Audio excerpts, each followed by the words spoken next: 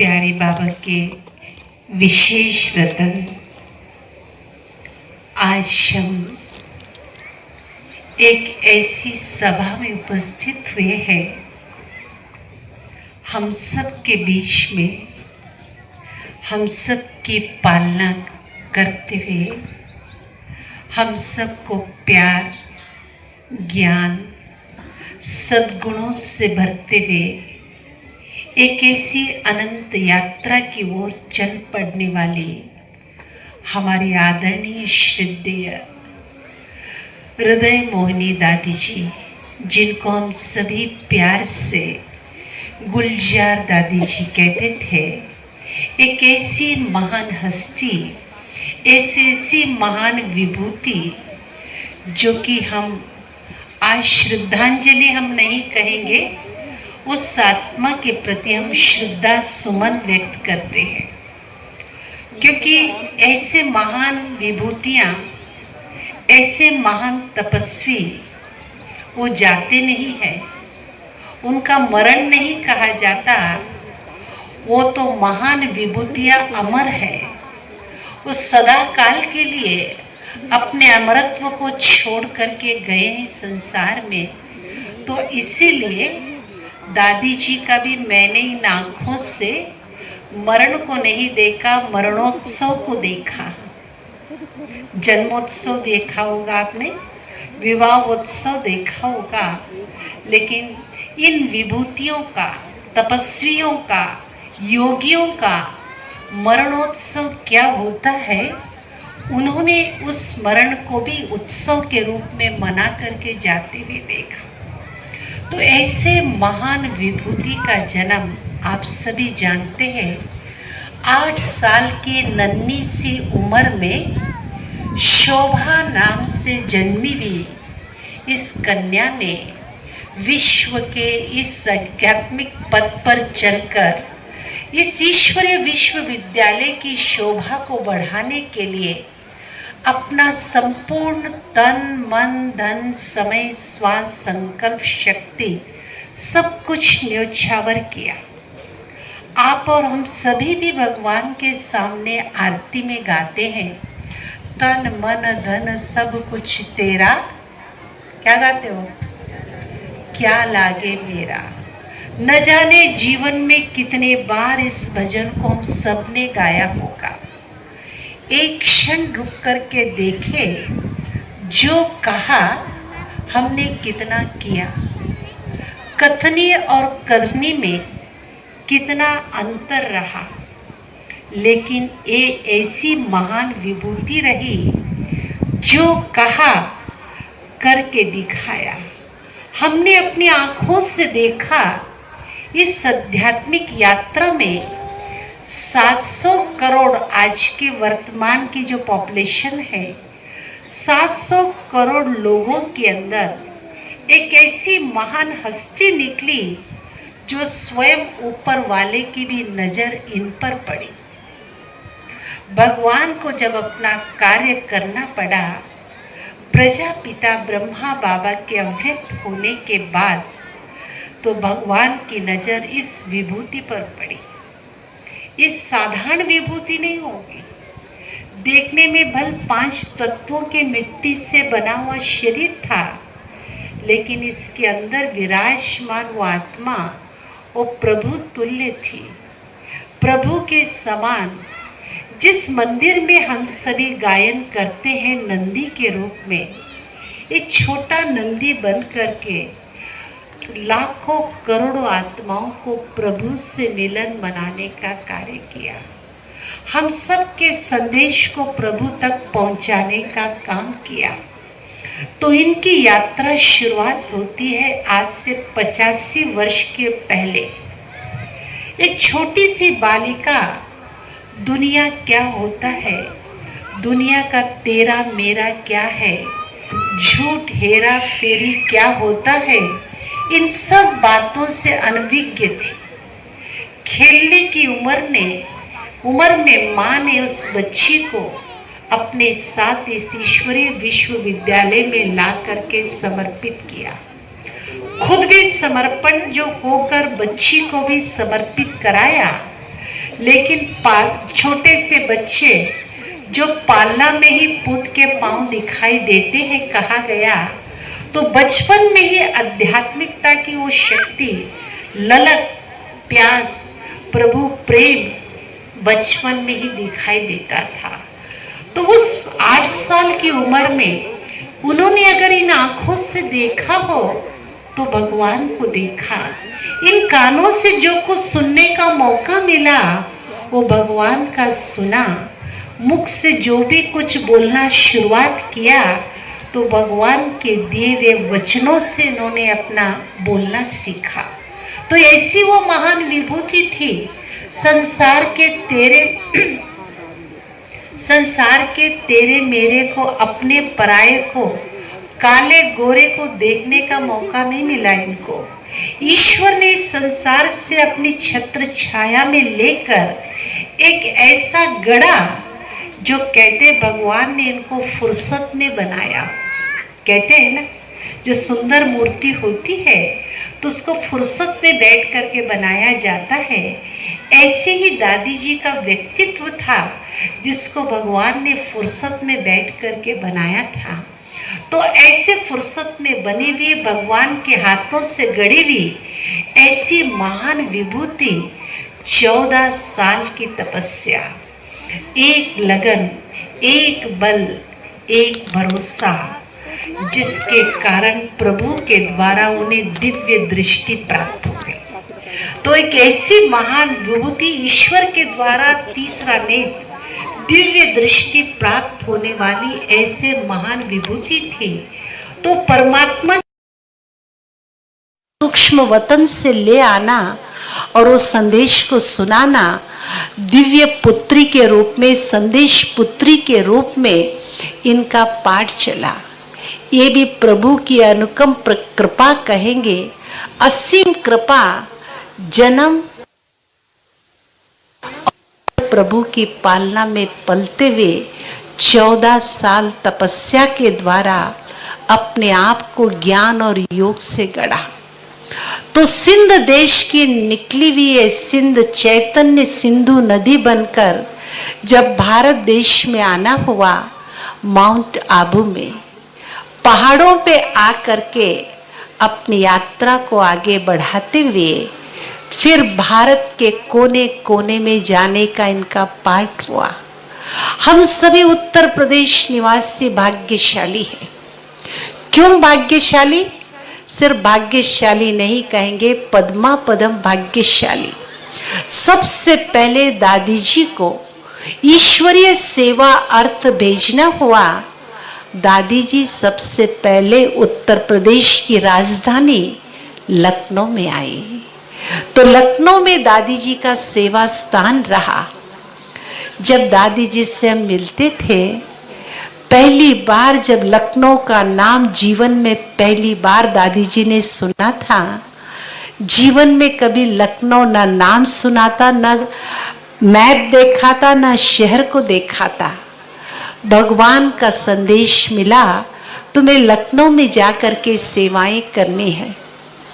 तो दादी जी ने कहा ब्रह्मा बाबा को, बाबा मैंने लखनऊ नहीं देखा है।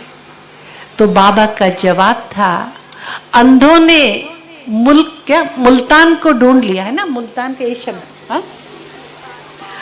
अंधों ने मुल्तान को ढूंढ लिया, आपके तो 2-2 आंखें हैं, क्या आप लखनऊ नहीं पहुंच सकते? क्योंकि दादी के मुखारविंद से सुने हुए अनुभव में आपको शेयर करना चाहती हूँ।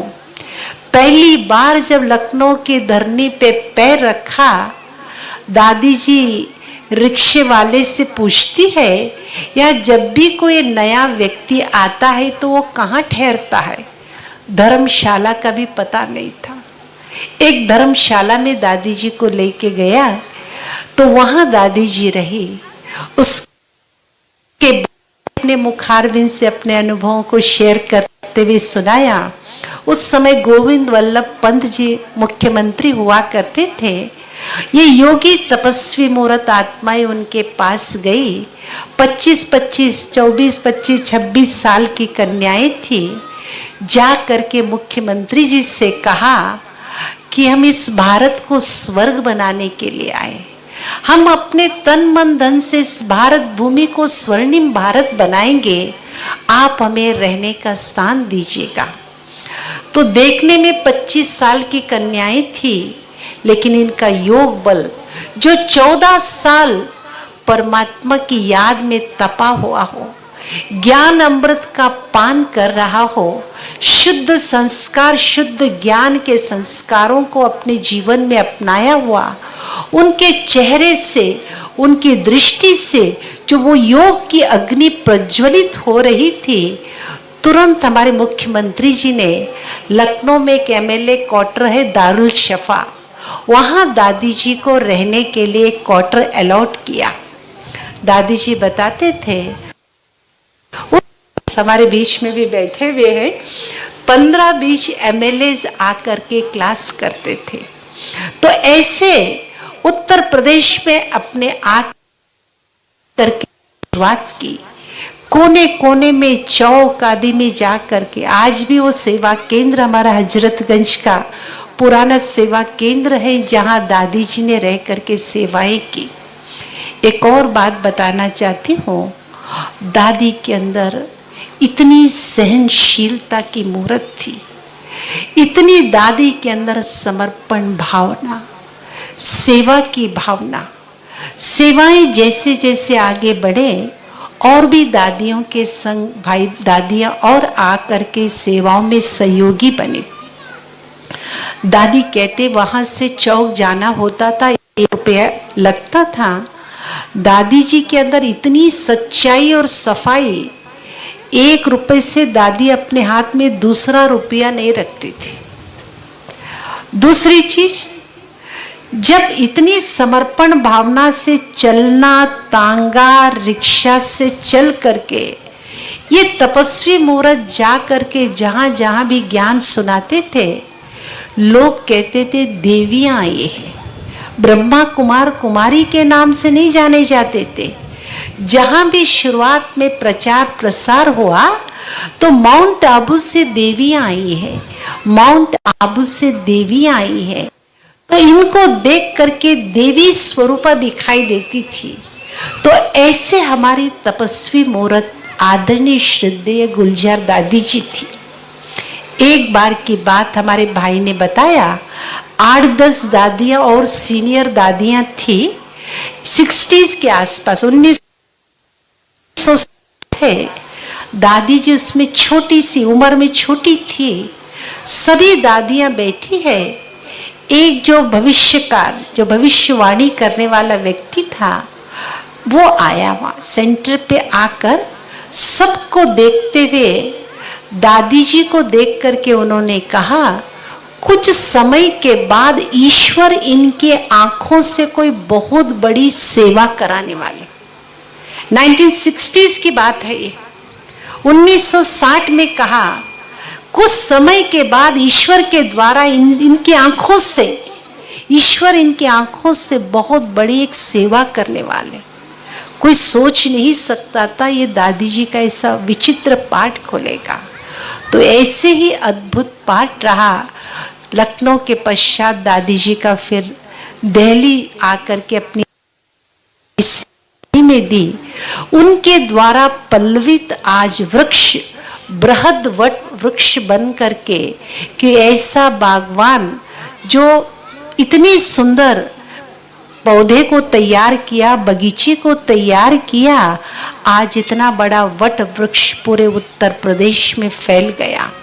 तो ऐसे महान विभूति, सहनशीलता की मूर्ति हमने देखा। दादी जी को जब इंजेक्शन लगाने आते थे, अभी जब दादी जी का अंतिम संस्कार के समय पहुंचे थे, बहनों ने बहुत सुंदर सुंदर अनुभव सुनाए। तो उनके भी मैं अनुभव, कुछ मेरे साथ के भी मैं अनुभव आप सबसे शेयर करना चाहूंगी। प्रकार का समय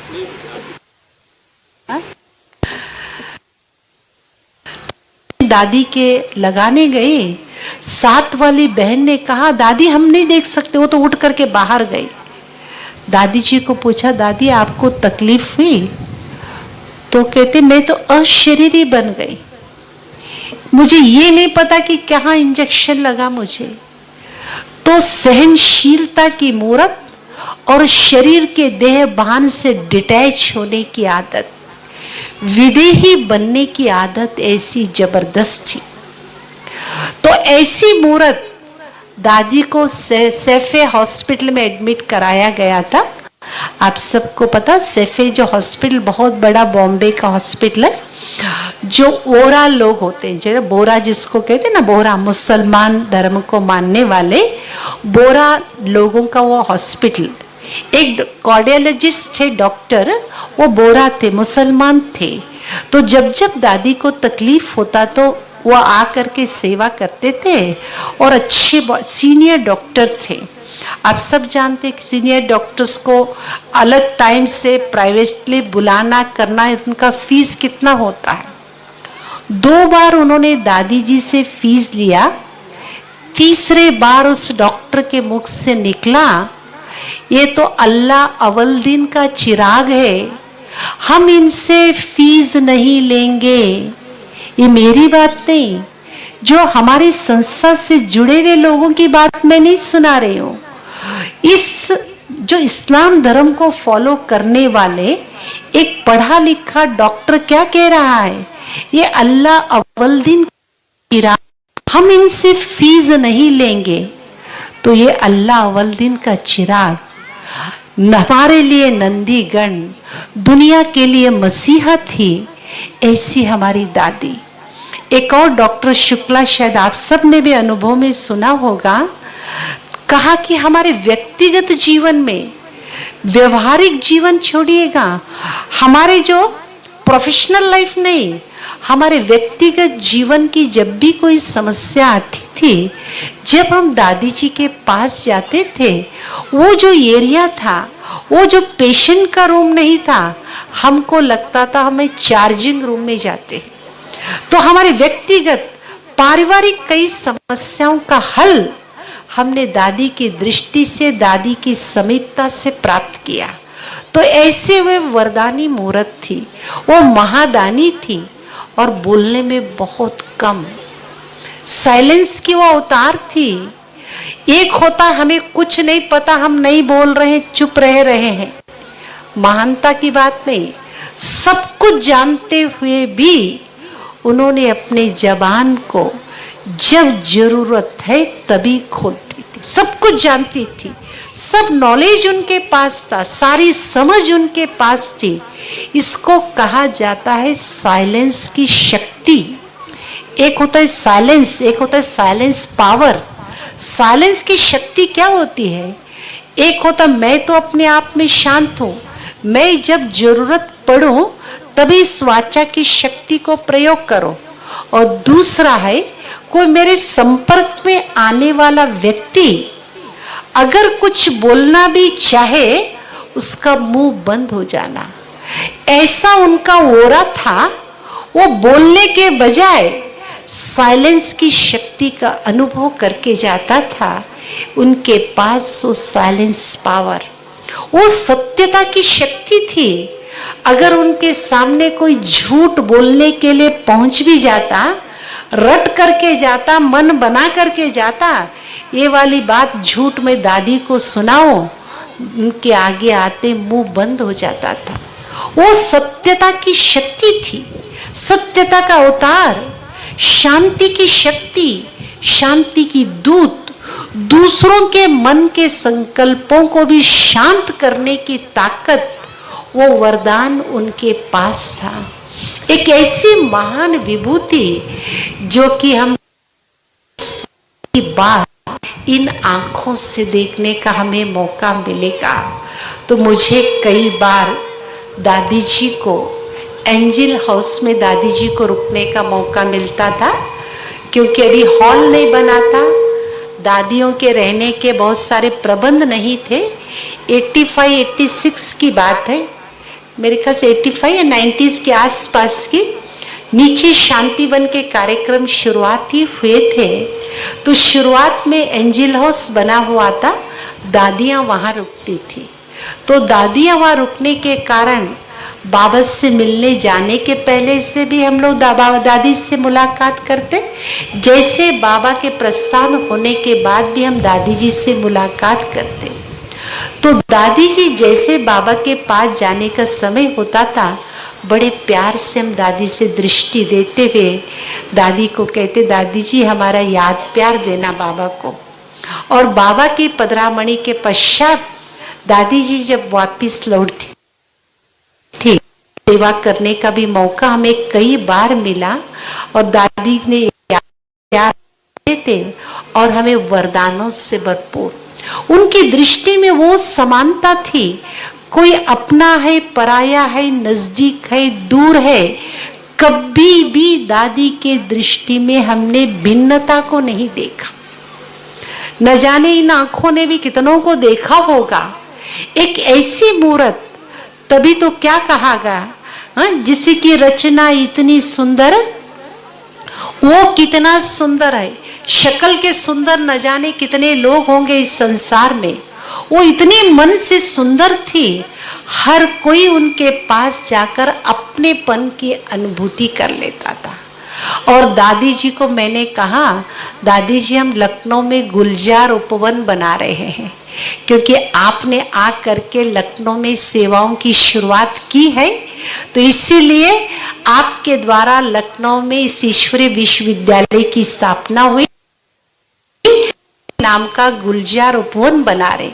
वो दादी जी का आशीर्वाद था, दादी जी का प्यार था, दादी जी का स्नेह था। ऐसा वरदान मिला, ऐसे लगा जैसे कि हर कार्य बिल्कुल जैसे कि मक्खन से बाल की तरह निकलता चला जा रहा। ऐसा उनका वरदानी हाथ रहा, जो संकल्प करे जैसे लगता है कि सफलता उस सिद्धि स्वरूपा थी। जो आप संकल्प करते थे उनके सामने जा करके उस सिद्ध हो जाता था। ऐसी सिद्धि स्वरूपा हमारी आदरणीय श्रद्धेय दादी जी, हम कहेंगे ऐसी महान विभूति गई नहीं है। आज भी उनकी आवाज हमारे कानों में गूंजती है, आज भी उनकी सूरत हमारे सीरत में बसती है। कितने लाखों करोड़ों को भगवान से मिलाने का काम किया। बहुत से भाई बहनें बैठे हुए हैं, आप में से कौन है जो कि साकार बाबा को देखा हुआ है? हाथ उठाइए। साकार बाबा को जिन्होंने देखा, आप में से कौन है जिन्होंने अव्यक्त, हाथ उठाइए। अव्यक्त बाबा, गुलजार दादी के तन में जब बाबा आते थे उनसे मुलाकात, कितने लोगों की थोड़ा लंबा लंबा हाथ उठाए, समझ पा रहे मेरी बात को?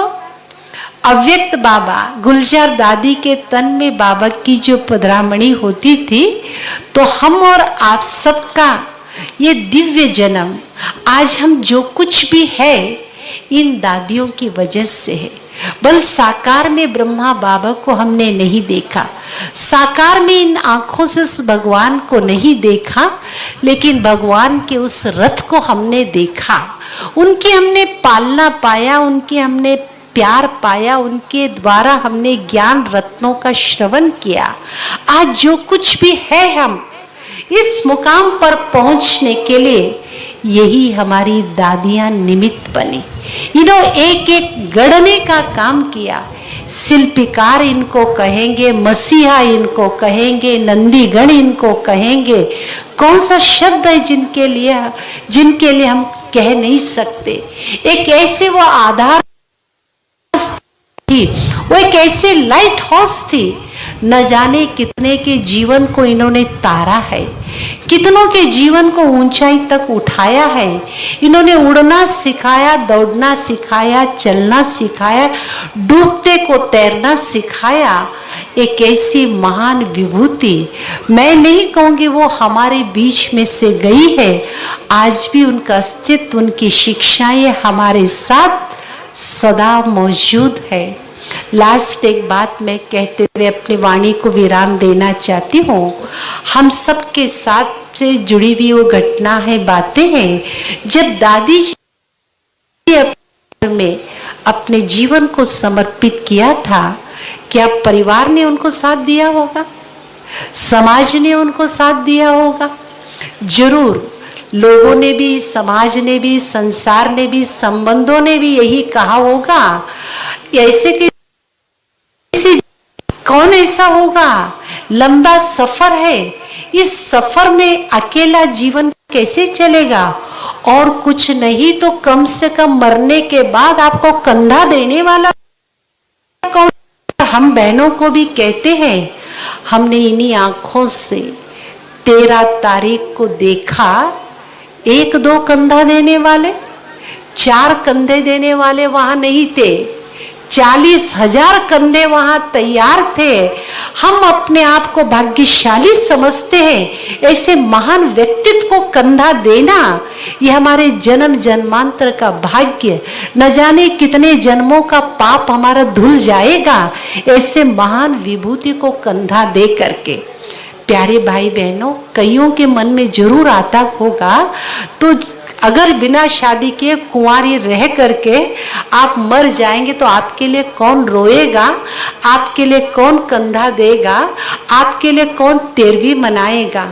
तो देखो, एक प्रभु के आगे समर्पित होने की निशानी, एक को बलिहार जाने की निशानी, एक उस सर्वोच्च शक्ति को अपने दिल में बसाने की निशानी सिर्फ यहाँ नहीं, जैसे यहाँ सभा लगी है ना, सारे 10,000 हमारे सेवा केंद्र, 137 देशों में सब भाई बहने, सारा ईश्वरीय परिवार उनके भावहीन होकर के अपने श्रद्धा सुमन व्यक्त करे। तो ऐसे मसीहा, ऐसे वो प्रकाश स्तंभ आज भी अपनी ज्ञान की रोशनी बिखेरते हुए हमने अनुभव किया है। आज भी दिल से आप याद करिएगा, उन्होंने भी एक सेवा अर्थ इस 5 तत्वों के शरीर को त्यागा है। इस शरीर को छोड़ने के पीछे भी उनका एक सेवा का भाव रहा है। न जाने बहुत से ऐसे परिवार वाले, बहुत से भाई बहनों के मन में था, हमने दादी जी को इन आंखों से देखा नहीं, पालना नहीं पाया, और रहे हुए शिकायत को पूरा करने के लिए आज वह स्थूल शरीर को त्याग कर सूक्ष्म फरिश्ता स्वरूप बनकर हर बच्चे के पार, हर दिल की भावना के पास वो पहुंच गई। और लास्ट उन्होंने जाने का दिन भी जो चुना, कौन सा दिन था? सारा संसार शिवमय था, की आवाज भी शिव को याद कर रही थी। हर भक्त आत्मा के मन में शिव के लिए घंटे बजा रहे थे, शिव के दर्शन के प्यासे थे। हर भगवान के बच्चे के मन में उस शिव की याद समाई हुई थी। एक ऐसा दिन, सारा देश तो शिवमय था ही, सारा विश्व भी उस शिव का आह्वान कर रहा था। एक ऐसे दिन पे अपने इस भौतिक शरीर को त्याग करके अव्यक्त आरोहण किया। उस दिन 5 तत्वों को भी मैंने देखा, झूम रहे थे। एक ऐसे महान विभूति हमारी गोद में समा रही है, हमें पावन बनने के लिए हमारे पास आ रही है। तो ऐसे आदरणीय श्रद्धेय हम सब के दिल में हम कहेंगे, आज भी उनका अस्तित्व है और सदा ही रहेगी। वो अजर है, अमर है, अविनाशी है। ऐसी महान विभूति का अस्तित्व सदैव हम अनुभव करेंगे। इन्हीं शब्दों के साथ हम अपनी वाणी को विराम देना चाहते हैं। ओम शांति, ओम शांति, ओम शांति। ओम शांति। आदरणीय दीदी जी, दादी जी का छाया चित्र पर